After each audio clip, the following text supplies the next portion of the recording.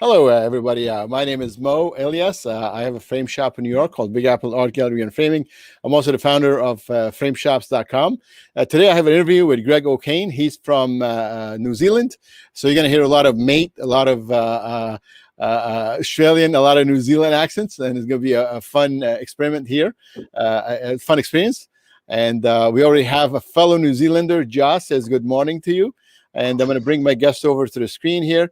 Greig, how are you? Good. Yep. Good. Thanks very much for having me on. Cheers. Hey, thank you for making time. And so this is a new series. I want to start talking to framers from around the world, learn how they do it, how they run their shops, what works for them as far as marketing goes, what their concerns are, and what problems they have and how they solve it. I think it will be a good learning solution for all of us. And it will be we appreciate you taking part and sharing with us. Cool. No, thanks very much. It's it's a bit of a kick being on a show like this because being a framers only follower, you step in and watch the videos. The time doesn't always permit, but you try and sort of crack on and watch as much as you can and see what everyone else around the rest of the world's up to. Yeah. So guys, if you're watching now, tell us where you're watching from. Tell us your country, your city, so we get to see, because this is very international, and we'd like to see where you're from. So, Greig, tell me which city in New Zealand are you from? Because I tell you, I don't know much about New Zealand. I know a little bit about Australia, and I know that you're two different countries, so I don't look like a fool. Tell me which city are you in, and how big is your city you're in? Yeah, well, we're in the South Island. There's two islands, obviously. We're in the South Island in a place called Dunedin. Dunedin's a city in the province of Otago. So Dunedin City's probably got a population just under 130,000 people. So it's not too big. Population of Otago on the whole in the region is just under 240,000 people, I think. So it's an old sort of Scottish heritage traditional town. University City, we've got a fantastic varsity, and that sort of keeps a lot of young blood involved in the city. So, but quite a traditional sort of a city. Yeah. Now, are you considered the capital of that area of the region? Are you in the biggest? Are you in one of the larger towns of the region? One of the main centres. There's Auckland, Wellington, Christchurch, Dunedin. Say the four main. So we're a major city, but not the capital. Capital's up the North Island. Yeah. I see. All right. Yeah. So tell us about the history of your shop. You had when we did a test, Greig was in a shop, but he's doing this from his house because the shop is busy right now. It's what, 10 o'clock for you there? Yep, 10 o'clock a.m. for him, and it's 4 o'clock New York for me. So, Greig, tell us about your shop and what do you do at the shop? And when he says teak, he means tech, because they say they pronounce T-E-C-H as teak. And I was wondering if he was talking about the teak wood, So go ahead, tell me about your shop. Well, Nevill Studios was actually founded in 1934, so we've got a bit of history in Dunedin. We're founded as a photographic studio, and the last Nevill is a last name, not a first name, so it was the Nevill sisters. So my father bought the business many years ago as a professional photographer. Photography wasn't a big industry to be in. He was kind of looking for a way out of it, but the framer who was working for him took a long time to do things. It just, and my dad thought, how hard can this be? It's typical Kiwi way. And the family joke was actually, we were going to set up the framing shop in the corner of Mum and Dad's bedroom, and Mum was going to make the frames during the day. It's like, little did we know how big the business would become. So that was Dad's way out of photography and into picture framing, and that's what we've done about the last 35 years. So even though the business is 87 years old, the last 35 we've been full-time picture framers, and just would never look back. It's just it's a fantastic industry to be in. Anyone who knows me knows I absolutely love it. I'm passionate about it. I can sense it when I talk to you. Yeah. So how many frames did Moms end up making in the bedroom? Yeah. Well, actually, Mum come to work and she did the bookwork for Dad, and I joined the firm probably about 20, maybe 26 odd years ago. And Dad said to me, look, good opportunity to get on the ground floor. You could look at buying the business. I was like, and I'm not too proud. I went to work and started sweeping the floor, and really lucky. My dad and I, we just got so much love and respect for one another that we just worked so well. We just, he taught me everything. And then when I kind of got my head about me, I started making a lot of progress on things, directions that I wanted to go in technology, with, mat cutters and things like that, because I love the technology side of things as well. But just the good old fashioned day-to-day cutting, joining, polishing your glass, just everyday stuff is just fantastic. So, but we have remained just solely picture framers, custom picture framers. We haven't branched off into the printing industry, which is quite often away for some framers, goes hand in glove. We just thought we'll stick to our stock and trade and just to be the best we could be at it, because we work for right across the board for art galleries, institutions, such as collection institutions, things like that, for private people. So obviously, being custom picture framer, you're going to take it all on. You're going to have a go at it. Preservation of work is a big one to me. Especially, I get a real kick out of making memorabilia sets for people when they come in with all kinds of bits and pieces and putting it together, preserving it for family history. We've got a lot of it in our house. Things that we framed have got meaning for the family, so that's kind of carried on, and my passion for that shines through to clients, to customers, and we just go from there. Love it. So your shop is you do printing, conservation work, and you do kind of everyday work also, right? I bring you a diploma, certificate, a photograph. No printing. No, I as I said before, I've just stayed right away from the printing industry. It's, you got to learn a whole nother vocation, and then you're dividing your time, you split. I'd sooner put all my energy into the custom framing, and be just, the best we can be at it. So we do everything, needlework, work for galleries, doing lots of original artwork, photos, prints, just everything a custom picture framer. I guess we're no different. Everything a custom picture framer would do. And then, of course, you give those jobs that just like somebody walks in with something, you think, how am I going to do this? It's like, you got to make it up. And if you think it can go into a frame, that it can go into a frame. You just got to work your way around it and, make it work. Happen. Got to think. I take the project in, I give them an estimate. And then after I take it, I do exactly like you. I start calling people, people I know, other framers. Hey, how do you do this? How do you do that? And I finally find somebody who says, yeah, I've done it. And then, I'm like, I'm their best friend, Yeah. Well, we do with our computer mat cutter. We just, last year, about 18 months ago, we bought in the new Gunnar AOX hybrid, and wow, what a machine. It's our second Gunnar. And so we do a bit of matting work for the local framing community. We've got a fantastic fraternity in Dunedin of picture framers. Well, most of us are around about the same age. We all know each other quite well. And because I love my industry, I want to help anyone out. If I can help them out with some advice or expertise, or help them out cutting a mat for them. And the same that, they help me out with if I need a little length of something or whatever. So we, shout out to the framers of Dunedin, which probably a few of them are listening to this. No, I don't see them as opposition. We're all colleagues, I agree. I agree. The customer who comes to my shop is my customer.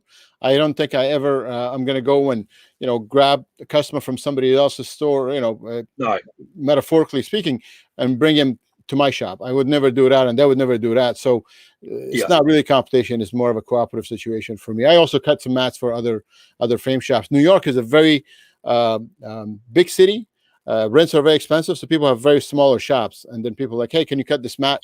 The only thing is, I tell them, look, you need to bring me 2 mats of the same, because Murphy's Law dictates that I will mess that 1 mat up. I can cut 100 mats of my own, no problem. But when you bring me your mat, I will cut it and it goes wrong. And then I can relate. I can relate to that. That's my only condition. Bring me 2 sheets and I'll cut it for you, no problem. All right. So look, tell me about the challenges that you encountered. Like, what challenges do you have running your business, running your frame shop, and how do you overcome those? Like, what would be your top three, for example? Top three challenges. Well, if and when we have quiet times like everybody else, like a business in general, like it would be a lot to do with the country's economy, where people are at with in their spending sort of cycles. So quiet times, I guess, makes everyone nervous, and you got to sort of make sure you've got work for your staff. The more staff you got, the more sort of stress you can have with it. But finding work, although there's always machine maintenance that's tidy up and all things like that can be done, ready for the next wave. But you can have a quiet sort of week, and then within 3 or 4 customers, you got 2 weeks worth of work ahead of you because they'll bring in several jobs. Sure. So likewise, post COVID, the biggest issue, and I don't like so much call it an issue because it's great, but we've got so much work on, it's not even funny. So it's streamlining your systems, making sure you're turning the work around in a reasonable time, but you have to be really savvy and be connected to your suppliers, making sure that they've got that in stock. You're going to get it in time. You're going to hit your deadlines and everything like that. Yeah.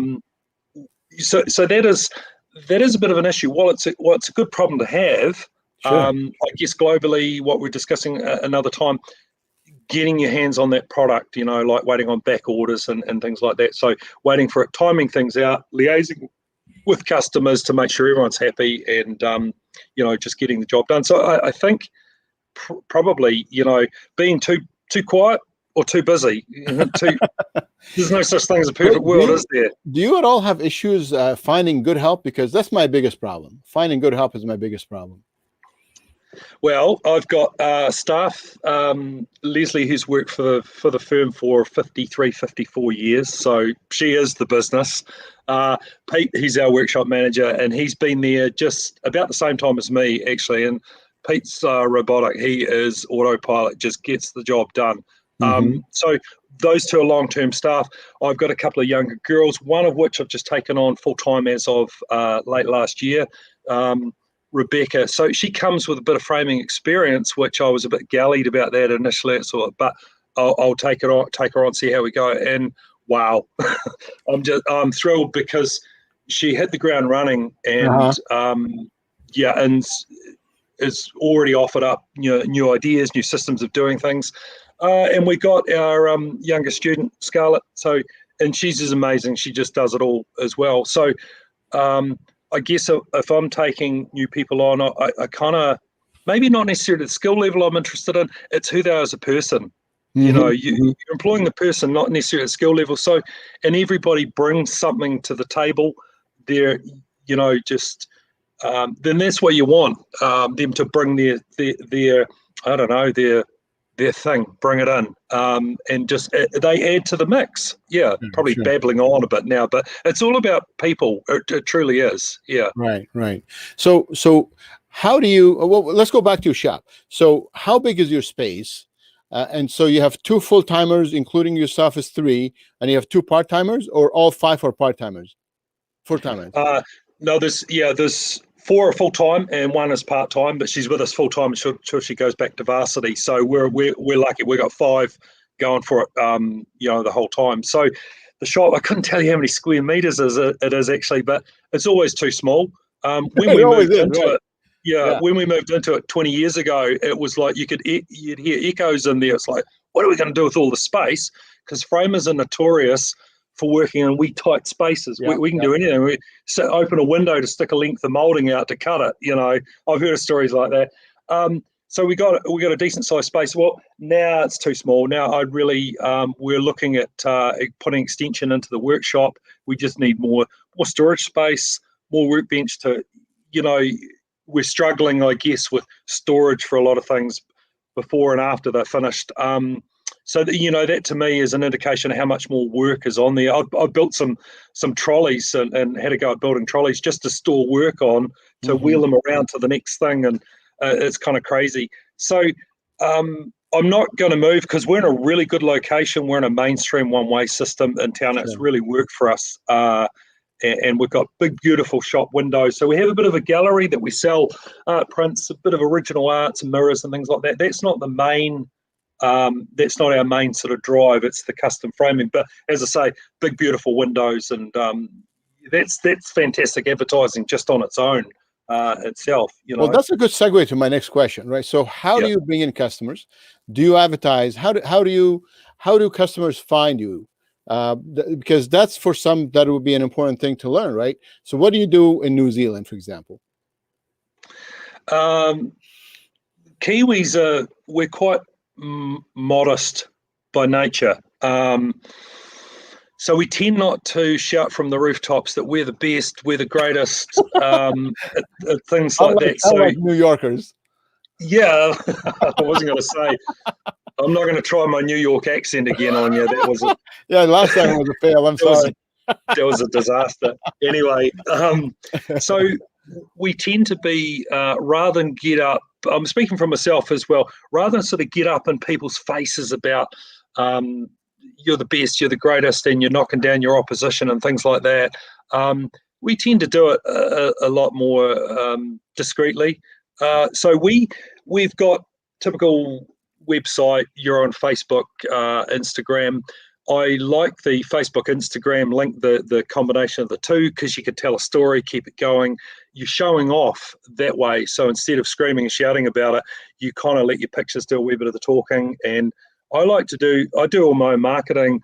Sometimes when you're busy, it sort of it falls by the wayside a wee bit. But I love the Facebook, Instagram type deal, because you have videos and photos, but tell a wee story of what's going on, and people are really interested in knowing what's going on, rather than a up in your face sell. This is the latest offer, this is the greatest, blah blah blah, everyone's going for this. We tend to just take something, tell a story with it, and people get ideas from it. Quite often we've got excuse me, memorabilia sets on display on their wall at work, and one item, it's a set of watches of mine. I'm not a watch collector or anything, but there's 5 timepieces in it which got real significance in my life. We framed it up, we floated them up and framed them and everything, and Pete chose a beautiful frame for it, with museum glass in, and it's a real showpiece. So many people, that's responsible for inspiring so many people. They've looked at it and gone, oh wow, do you frame buttons, do you frame belts, whatever. I say, yeah, for sure. So that one piece has been responsible for inspiring so many people. It's unbelievable. So as I say, instead of that in your face sell, we tend to let the pictures do the talking, like what showcase what we've done, and people are like, wow, oh gee, I like that. And so we don't advertise in the newspaper or anything. We tend to sort of a bit of sponsorship with, like the Otago Embroiderers Guild and things like that. Institutions. What is that? Well, it's a guild of embroiderers, mainly ladies, and it's actually really, really big in Dunedin. So it's like an institution, like a club. Sure.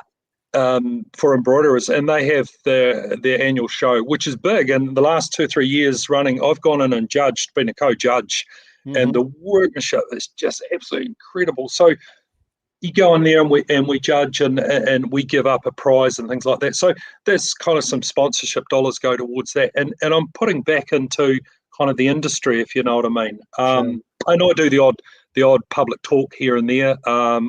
Why anyone wants to listen to me talk about picture framing, I don't know. But to a lot of people, it is actually it's an interesting vocation. Yeah. So Michael Mixon says EGA is big here too.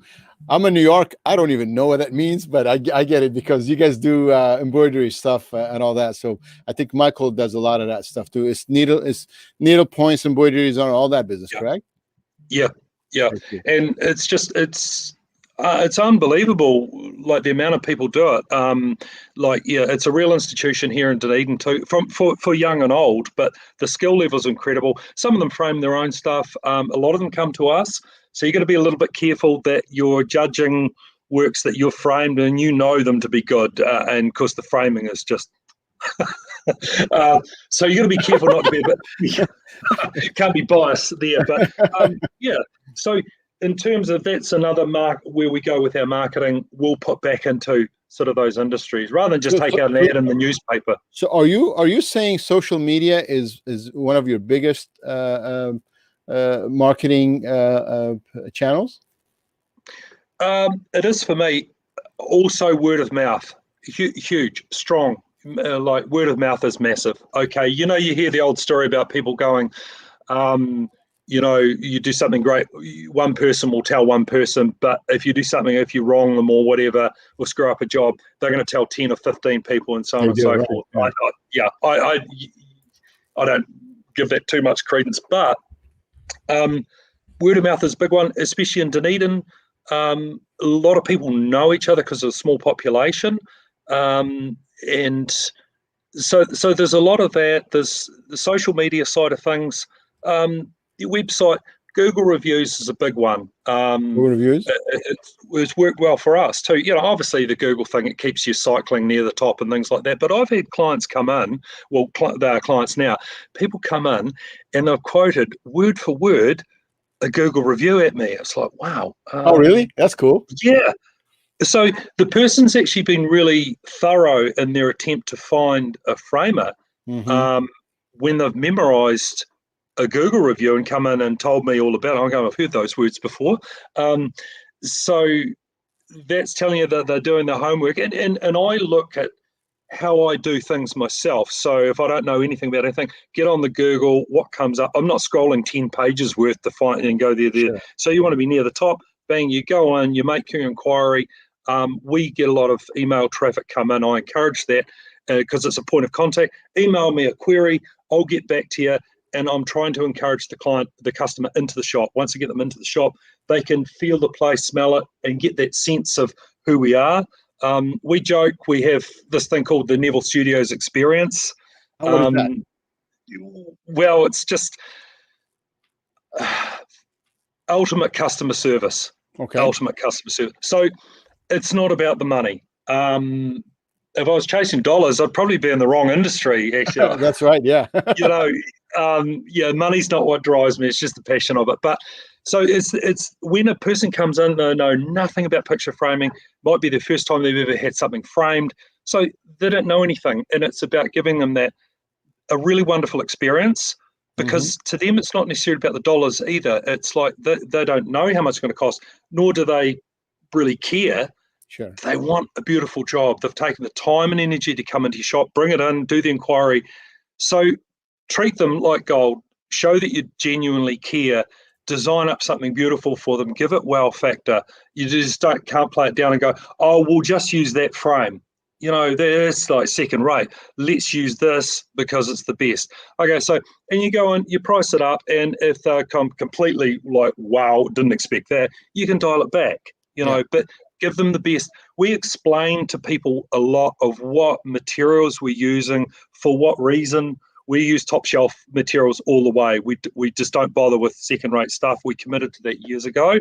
And of course, the glass is a big one, upselling the glass and things like that. So we're using a lot of, probably 5% of what goes out the door will have plain glass in it. Everything else from there is specialty glass. None of that Optium acrylic though, because of the price. Oh man, I got when I was talking to you before, 15 minutes before we started, I had a customer who brought me a Babe Ruth photograph, small one, and he wanted to frame it in a nice frame. And I tried to give him Optium, and he's like, "Oh, this is too expensive." And I had a small piece laying, so it was a nice size order with the other stuff.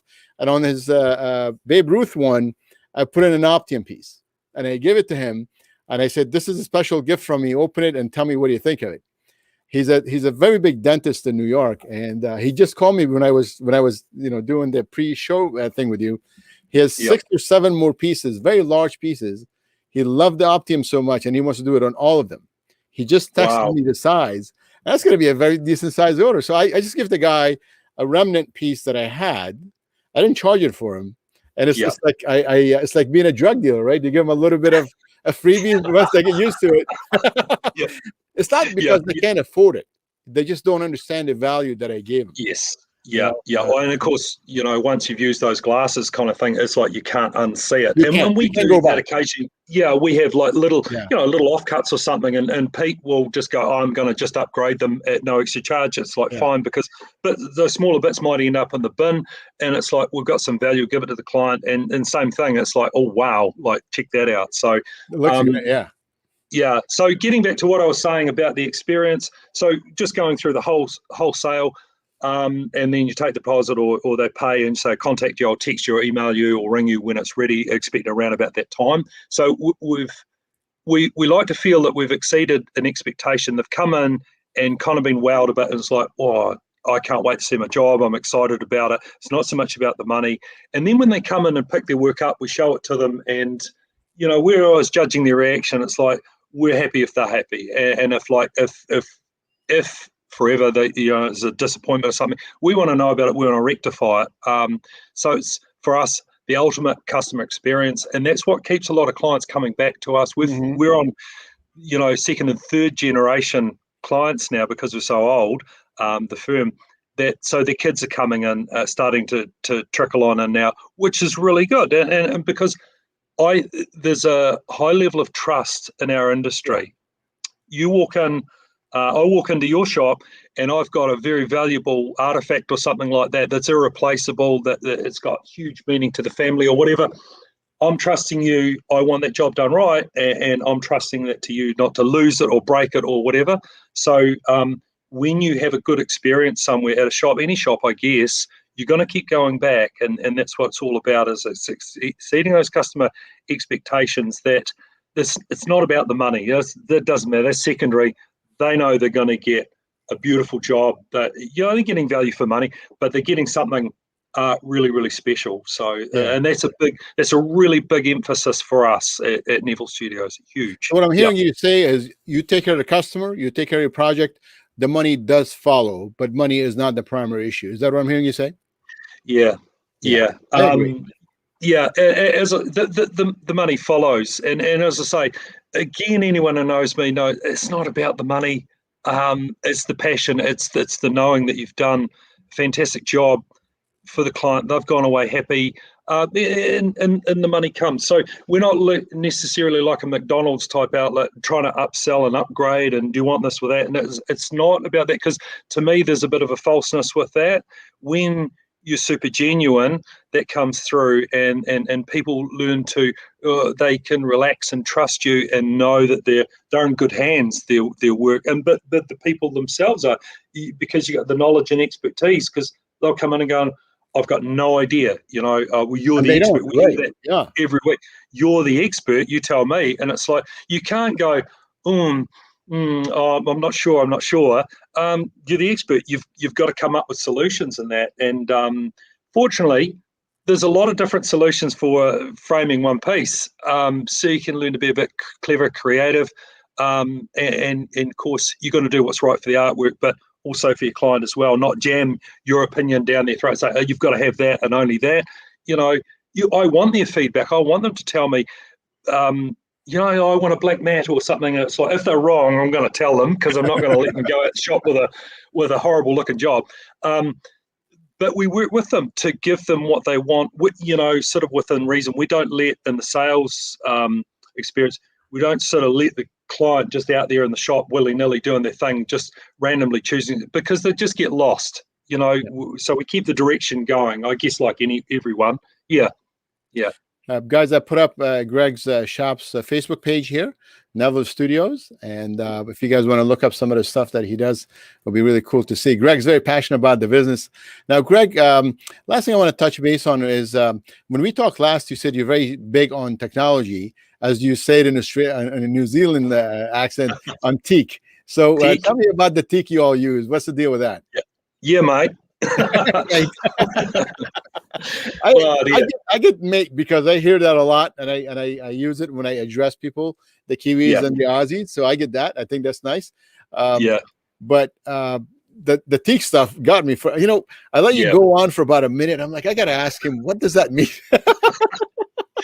Oh, yeah, good. Yeah, technology. So, well, like obviously technology is playing a role in picture framing now with the matte cutting and things like that. So 2002, we bought our first computer matte cutter, a Gunnar Rapido, and it was a big investment. It's like I was pretty nervous about that. You could buy a really good car for that price. It's like, does this thing actually do what it says it does? I flew over to Australia to a Brisbane trade show, and first time I met Jared Davis, and what a wonderful guy. He is. And I had an interview with him, and he was talking about the program, blah, blah, blah.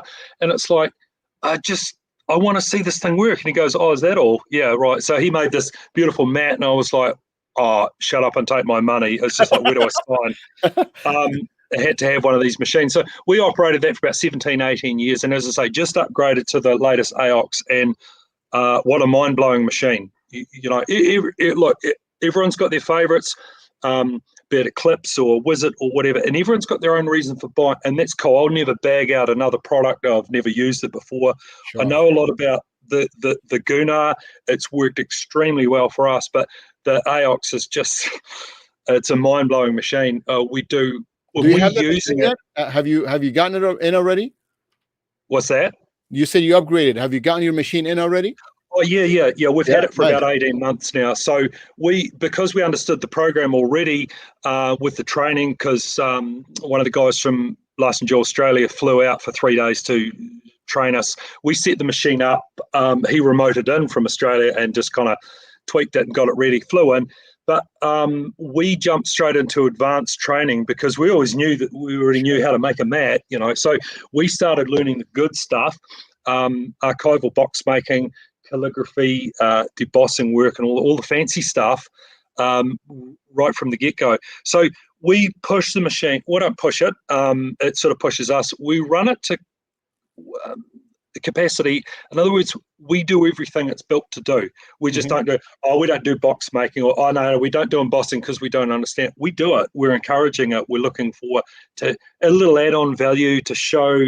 And how often does a customer take that design idea with a deboss, with a calligraphy? How often, if you suggest it, they accept it? Pretty much all the time. If we're suggesting it, okay. It's like a little add-on. Sometimes it's like that sort of thing. Show something, you can't unsee it. If I've shown you something, going, well, we can put a little doohickey or wee fern in the corner of your rugby jersey, All Black rugby jersey or something. Absolutely, sure. Once you've shown it to them, it's like, oh, I want that. No, I want that. Yeah, and without sounding money orientated, you can kind of charge whatever you want for it. So if you get the machine to do it, you can charge another $25 or something like that just for putting that on. It doesn't take much more time to do than it would like to stamp out a mat anyway. So little add-on values, but little creative things, you're stepping, showing from the opposition, if you know what I mean. You're able to do those things. You may as well, the machine's built to do it. So use the technology and use it well. So archival box making, once I learned the new AOX could do that, and it was like, I could just see a whole new market in that in itself. So have you started marketing the box making? Yeah. You have? Okay. Is it conservation boxes? Yeah. Full conservation grade boxes. It's a lot of the templates. All sizable templates have been developed with the institutes, like Australian Institute of, I can't remember, of something. So they've got to be done a certain way, fold-in tabs, no glue and things like that. So what we did direct marketing. So I contacted institutes and went straight to their conservation department. If I didn't know them, we already know a lot of them anyway, but introduce myself and say, hey, look, we've got this machine. This is what we're doing. And they're like, wow, they're all over it. And wanted to come and see the machine running, so make a little sample box. Because a lot of art conservators, they can make boxes. The part of their training is they're taught to make archival boxes, but they're all done by hand. So they're almost like in disbelief when they see a machine can do it. It's like, what? That's an amazing market. I didn't know that they made them by hand. I thought they sourced them out from elsewhere. So that's cool. That's very cool. Yeah. So when you can get a machine to do it in a fraction of the time, like a drop spine book box, which we make a lot of, it would take a guy up the road from us who's a book restorer. He makes beautiful boxes, and one he showed me, and I had one identical. took him about 50 minutes to make. And he said, how long did it take your machine to make your one? I said, about 3 minutes in total. So you think of the labor, what you got to charge for a box for labor for 50 minutes of your life versus a few minutes, and you pop it together and away you go. So that's what we're taking that machine a little bit further deeper into archival box making, and we're getting more and more public coming in because they've heard about us and things like that. So they're starting to want archival boxes. So it's a big part. I think it's going to play a big part in what we do. It's going to sort of increase a lot of value of what we do. Yeah. I don't know if there's a market in the U.S. for this or not, but I just bought a used Valiani, and it comes with a box making head. I bought it direct from Crescent, so they call it a certified used. You know, car dealerships have used cars and certified used. So this comes with a warranty from the factory, kind of. So I'm excited. This is a good story to hear. I'm going to put that to use as soon as I start using that stuff. This is great. This is great. So I'm going to put back up your shop's Facebook page here, and I'm going to give you the final word. Is there anything else you want to add here before we end this conversation? I think talking to you and following Framers Only, I think globally we've got a fantastic industry that we're in. It's now, with obviously coming together like we can on social media and things like that, it's made the world a small place. And I think we should share a lot more in terms of within our industry. I think it's really good. We've got some really passionate people out there, creative people, amazing. And we're in a unique industry and sort of and to share, I guess, like globally. And I think it's really cool. We've got our own. New Zealand's got our own Facebook picture framers, like Framers Only. I just think it's a great opportunity for us to learn off one another and just share our passion. Yeah. Thank you. I share the same passion you do. Obviously, I'm very, I'm trying to kind of promote the businesses, promote the industry. So I have very similar ideas like you do about sharing stuff. And I appreciate you taking the time. I know your shop is very busy, but you did take some time, do a practice with me the other day, and now we did this. So thank you very much. And I wish you the best of luck. Enjoyed it. Thank you very much, Greg. Thank you. Have a good day. You too. Take care. Bye. Bye, mate. Right? Yeah. See you, mate. See you, mate. See you, mate. Bye-bye.